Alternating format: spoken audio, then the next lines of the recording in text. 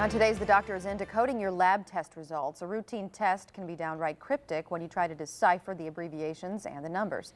Dr. Scott Ackerman is one of the First Coast's leading doctors. He joins us today to help assess the numbers and clear up any confusion that you may have. Dr. Ackerman, thanks so much for being here. Thank you, Appreciate Case. you as always. So, results are often recorded in different units, and they can be pretty confusing for people who don't look at this stuff every day. Can you kind of break it down into layman terms, what they mean, layman's terms? Well, when we get a lab result, we draw blood and we look for different things in the blood. We look for the hemoglobin or the hematocrit.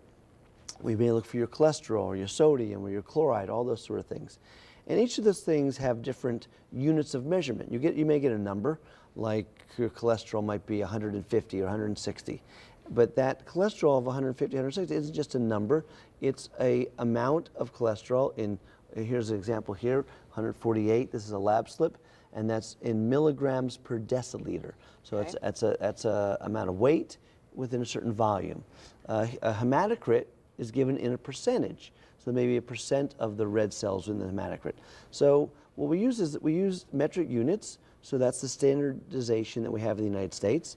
And that way we can compare blood results from one lab to another because we're all on the same sort of system. Okay, so you're given a reference typically when you go in for your results, and you get a range for your results. What if your results are different from the range? And kind of break down what that means. So when you get your cholesterol, let's use that one, there may be a reference range of what's normal. Or your glucose, there could be a reference range of what's normal. Your hemoglobin, a reference range of what's normal. So what the labs do is they test many people, hundreds of people, to find out what's normal in the community. That's what the reference range is, just what the average person's range is. So they test hundreds of people, and they find out where 90% of the people, where they lie. And we get, it's in statistics, it's called a bell curve that we get. So you find what the average amount is, and then you see where all the outliers are. So where 90% of the patient's value is for that specific test, that's the reference range.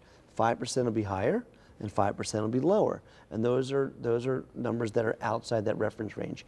If your blood result, whatever it might be, is outside the reference range, it doesn't mean that you're abnormal necessarily. It might be that it's bad, but it also can mean that just for you, that's where your normal is, and maybe what's normal for you. And conversely, if your lab result comes in within the reference range, that may not be normal, even though for you, it may be normal because you're within that range, but your physician should be looking periodically over time at that same test and see if there's any changes over time. For instance, let's go to the cholesterol again because we talked about that earlier.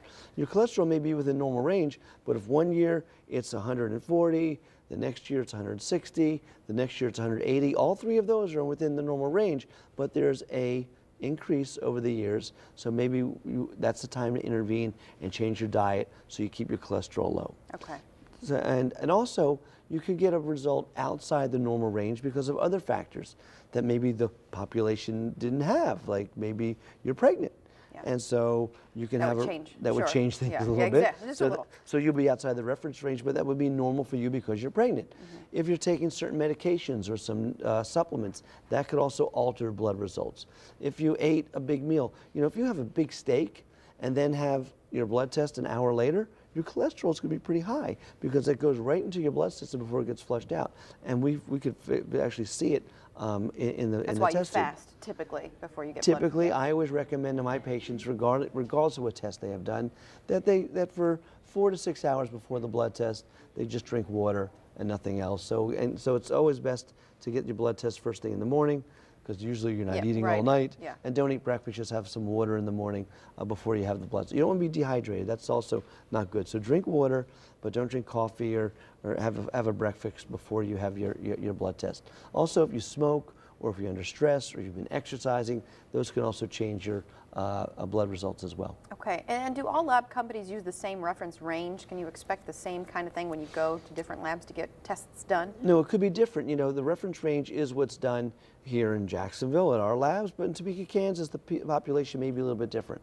Also, different labs use different equipment, different standardization, so there could be some things that are a little different from lab to lab. The one thing that's pretty standard, however, is cholesterol and blood sugar. These are pretty much standard ranges. The other tests, they vary a bit from community to community because of differences in the community and also differences in the labs. So it's always best if something's a critical value, you want to test it at the same lab when possible. Okay, and then, you know, we hear this with breast cancer that, you know, some people will get a false positive or a false negative. What does that mean when you get that kind of test result? So with breast cancer, if you have a mammogram that shows something abnormal and we biopsy it, and the biopsy is just benign, we call that mammogram a false positive.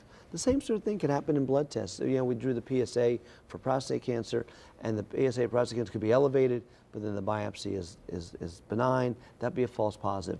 Conversely, if your PSA is normal, but you have a nodule in your prostate and the biopsy is positive, that's cancerous. So that would be a false negative. Yeah, false negative for the blood test. So regardless, be educated about your test results. It's best to review them with your physician, whether they're positive or negative. Yes. It's best to review with your physician so you understand the whole picture. Instead of just getting a phone call or something and, you know, having it say, oh, you're good to go. You know, you need to sit down and actually decipher it. Thank you so much, Exactly. Dr. Ackerman, as always, you, for Casey. being here. We appreciate you and for sponsoring this segment. And for all of the good advice, as always, you can go to Dr. Ackerman's Facebook page. You can ask him any questions that you might have. His Facebook page, again, is facebook.com/First Coast Oncology.